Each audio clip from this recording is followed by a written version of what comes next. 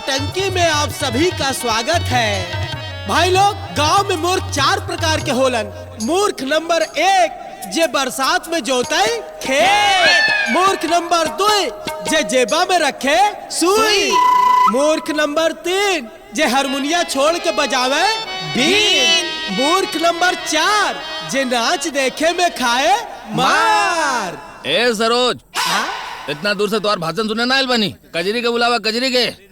कजरी को बुलाओ, कजरी के नाच देखे आइल हवा। तहार तयमराज बढ़ऊ खुदा ऊपर से देखा था, कजरी के नाच देखिए। मेहरबान कदरदान दिलबहार गुल गुलजार, आप सबके बीच आ रही है आप सबके दिलों की जान मिस कजरी। तो तालियां बजाइए कजरी के लिए।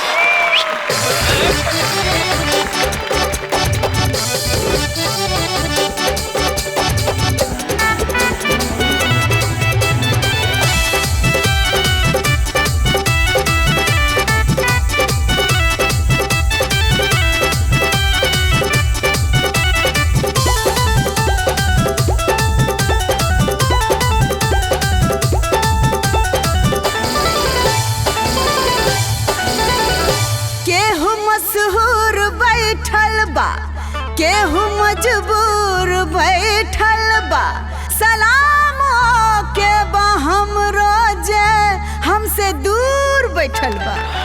गावने की रतिया के बतिया कोहे में फाटे छतिया। माई अब ससुरा नहीं जइबे।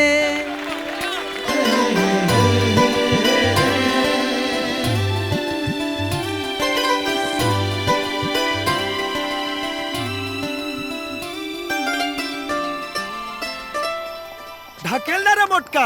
है ढकेली नचनिया के ऊपर पैसा लुटावे खातिर तेरा रुपया रहे हैं। गाड़ी में तेल भरावे खातिर तेरा रुपया नहीं थे। अरे टंकी फुल करल रहनी, ऐसा लगा तनु कि बरातिया में ज्यादा चोर चुहार रहा सन। लागत तेलवे निकाल देले बड़ा सन। आई सब छोड़, कल रेनू कि जब ओकर हाथ इतना सुनर बा तो ओकर मुंह कितना सुनर हुई।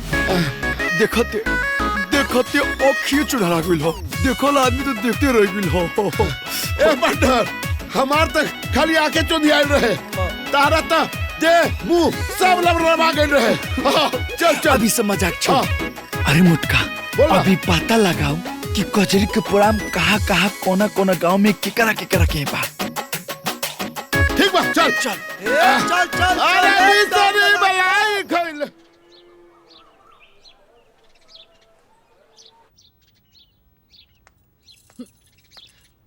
अरे देखा, 12 बज गए। काशी नरेश अभी ले सुतले बड़े। हाँ? खराटा तो इसे लेत बड़े जैसे खेत पलाव करे ना, नचनिया के नाच देख के आइल बड़े। अरे उठा ना, कब से फूफा जी इंतजार कर रहल बड़े। चल जाइए तब उठबा का। अरे उठो ना।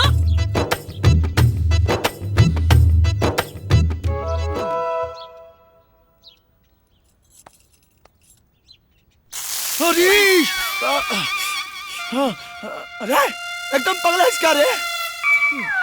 ऐसे कौन मेरा अपने मर्द के जगह मिले? का करी?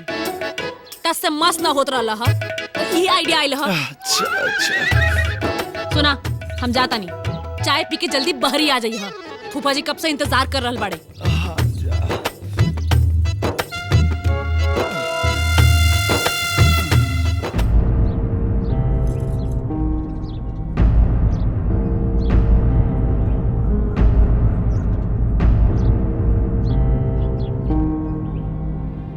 देखी भौजी, गौना के बाद मुश्किल से साल 6 महीना ही ससुराल में रहल बाड़ी।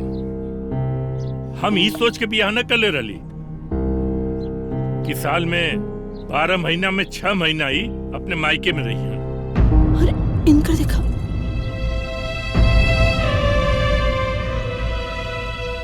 अरे हमके भी नौकरी के खातिर बाहर भीतर आए जाए के पड़ेला। घर में बूढ़ माँ बाप पड़ा, उनके 2 रोटी बना के खिलाए में इनके पता नहीं क्या हो जाला। जब देखा ससुराल छोड़ के मायके में आके बैठ जाली।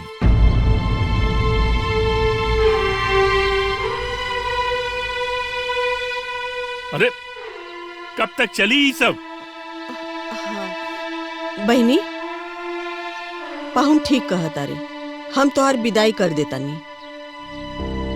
अरे 8 महीना हो गई ले जाइले। अरे ससुरे में कितना रोटी पोए के पड़ेला, गिन चुन के 4 गो तो परानी बाड़े। अरे भौजी तोहरा के कुछ नहीं खे पता, अपने माई बाप के बारे में तो गिना देलन, अपन 8 बहन के बारे में बतौलन ह का। अरे जब देखा तब ससुरे से लुगा उठा के आ जाली। अरे भौजी कुल बहनिन के 5-5, 6-6 गो लइका बाड़े। रोटी पोवत पोत इतना रोटी पोत हमार हाथ दुखाई लागेला। ए जी हम कह देता नी, सावन बाद हमार मूड ठीक हो जाई तो हम फोन करे तो आ जाई हले वही। ए फूफा जानता नहीं, फूआ आजकल पवन सिंह के फिल्म ज्यादा नहीं देखती है, यही से तनी मूड बने में टाइम लगता है, और ऊपर से जिद्दी ही है।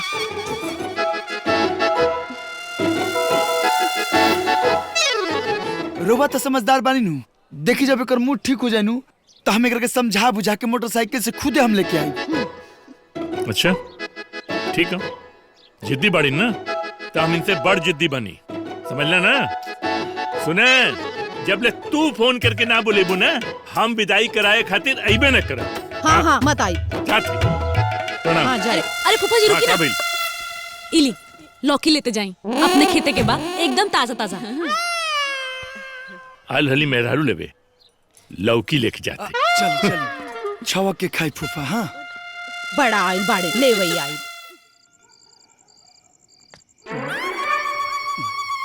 सीढ़ी नहीं खे।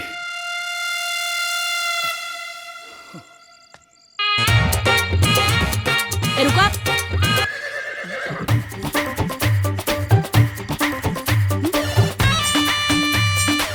कहाँ जाता रहा? खेते जाता लोकत नहीं खे। हमरा मुंह पर मार बका, जा।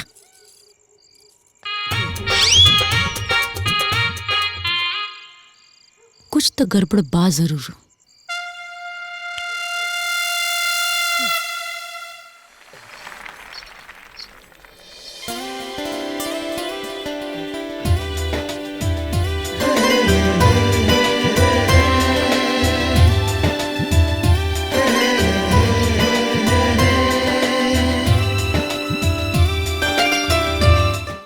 पूरा फिल्म देखे खातिर अभी डाउनलोड करी दंगल प्ले ऐप।